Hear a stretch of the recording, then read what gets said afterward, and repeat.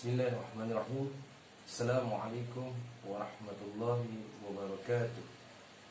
Alhamdulillahirabbil alamin wa bihi nasta'in ala umuri dunya waddin. Wassalatu wassalamu ala sayyidil mursalin wa ala alihi washabbihi ajma'in. Amma ba'd.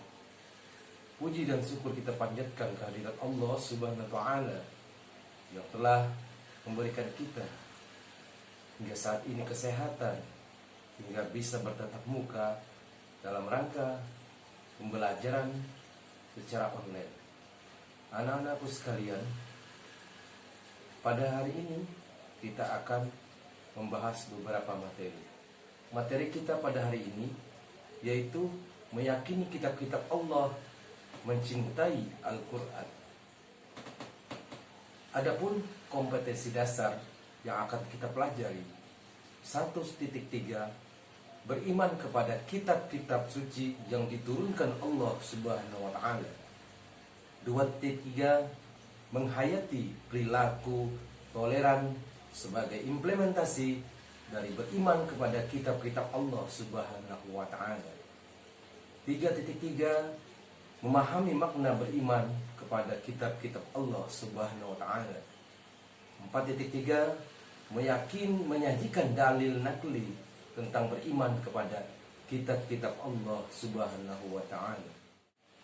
Adapun tujuan pembelajaran kita, yang pertama, peserta didik mampu menjelaskan pengertian iman kepada kitab-kitab Allah Subhanahu wa taala dengan benar. Yang kedua, menunjukkan dalil iman kepada kitab-kitab Allah Subhanahu wa taala dengan benar. Yang ketiga, menyebutkan kitab-kitab dan rasul penerima dengan benar. Yang keempat, menunjukkan dalil nakli tentang nama-nama kitab-kitab Allah Subhanahu wa taala dengan benar. Yang kelima, menyebutkan nabi dan rasul yang menerima kitab-kitab Allah Subhanahu wa taala dengan benar. Yang keenam, menyebutkan kitab suci agama Islam dengan benar. Yang ketujuh, menunjukkan dalil nakli bukti kemudian Al-Quran dengan benar. Yang kedelapan, menjelaskan perbedaan kitab dan suhuf dengan benar. Yang kesembilan, menunjukkan dalil nakli tentang kitab dan suhuf dengan benar. Yang kesepuluh, menjelaskan beriman kepada kitab-kitab Allah Subhanahu wa taala dengan benar. Yang ke-11, membiasakan mengamalkan ajaran Allah Subhanahu wa taala dalam kitab suci Al-Quran dan dalam kehidupan sehari-hari dengan benar.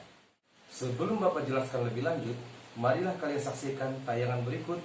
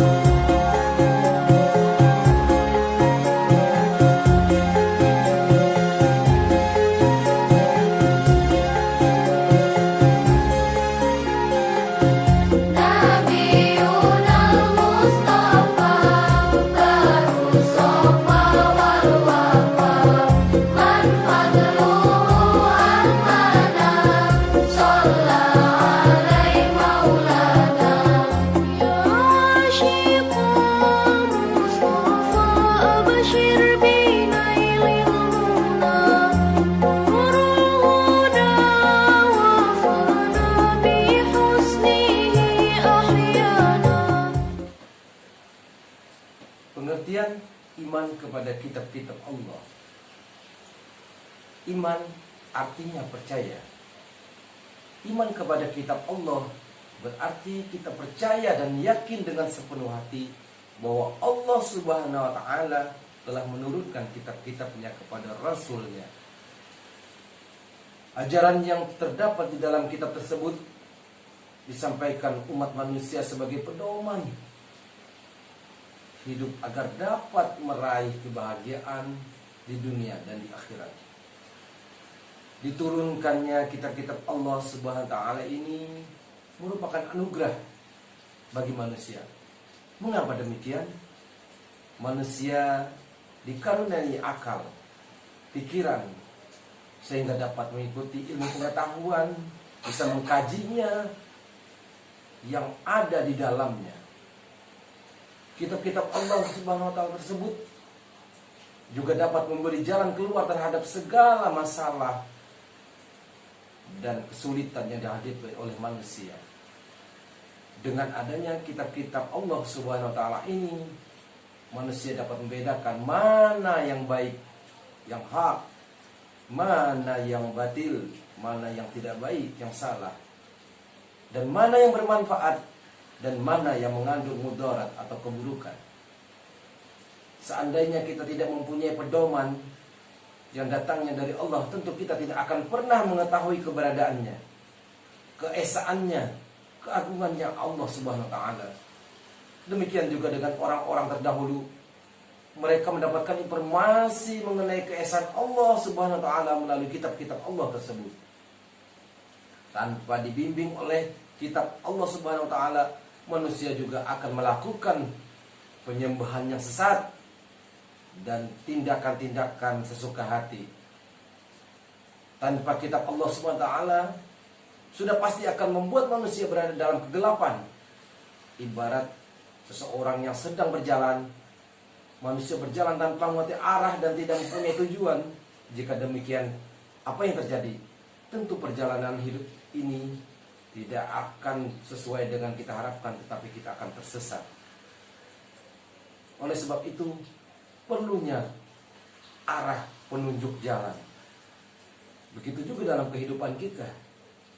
Setiap manusia ingin memiliki arah, maka dia harus memiliki pegangan hidup. Salah satunya yang kita pedomani adalah Al-Quran yang diturunkan oleh Allah Subhanahu wa Ta'ala. Adapun nama-nama kitab Allah Subhanahu wa Ta'ala dan Rasul penerimanya. Yang pertama, kitab Taurat diturunkan abad ke-12 sebelum Masehi kepada Nabi Musa alaihissalam. Yang kedua, kitab Zabur diturunkan pada abad ke-10 sebelum Masehi kepada Nabi Daud alaihissalam. Yang ketiga, kitab Injil diturunkan pada abad ke-1 Masehi kepada Nabi Isa alaihissalam.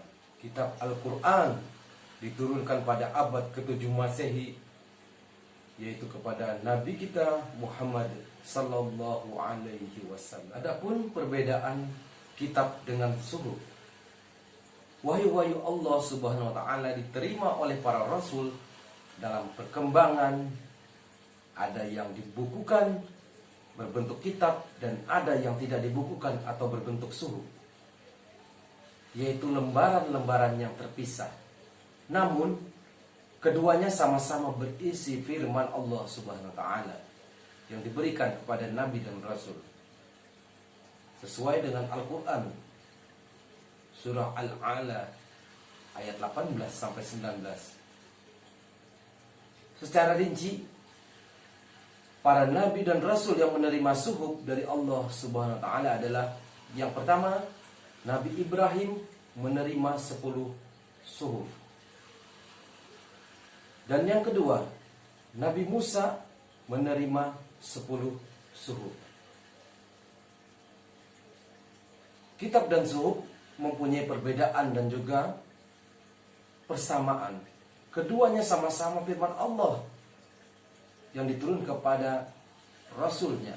Adapun perbedaan kitab dan suhuf, yang pertama, isi kitab lebih lengkap daripada suhuf. Yang kedua, bentuk dari kitab sudah dibukukan, sedangkan suhuf berupa lembaran-lembaran terpisah. Dan yang ketiga, kitab biasanya berlaku lebih lama daripada suhuf. Adapun hikmah yang dapat diambil dari adanya kitab-kitab Allah Subhanahu wa taala. Yang pertama, memberikan petunjuk kepada manusia mana yang benar dan mana yang salah. Yang kedua, pedoman agar manusia tidak berselisih dan dalam menentukan kebenaran. Yang ketiga, memberikan informasi sejarah kehidupan orang-orang terdahulu. Yang keempat, manusia dapat mengetahui betapa besarnya perhatian dan kasih sayang Allah kepada hambanya. Yang kelima, manusia yang beriman akan dapat mengetahui dan membedakan mana yang baik dan mana yang buruk. Dan yang keenam, mensyukuri segala anugerah dan nikmat Allah, termasuk pemberian kitab ini sebagai petunjuk. Yang ketujuh, hati manusia menjadi lebih tentram dan menambah ilmu pengetahuan.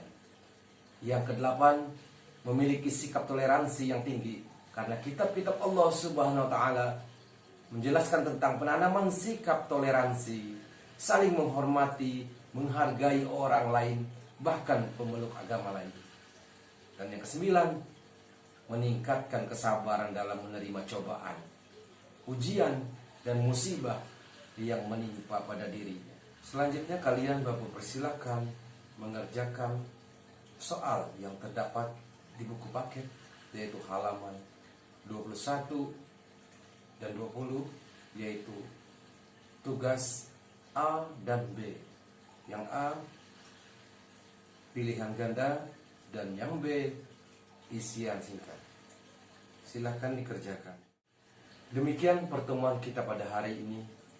Semoga apa yang saya sampaikan bisa bermanfaat bagi diri kalian dan juga kepada diri Bapak pribadi. Semoga Allah membalasnya dengan lipatan pahala yang berlipat. Marilah kita tutup pertemuan pada hari ini dengan doa menutup majelis. Subhanakallahumma wa bihamdika asyhadu an la ilaha illa anta astaghfiruka wa atubu ilaik. Walhamdulillahirabbil alamin. Wassalamualaikum warahmatullahi wabarakatuh.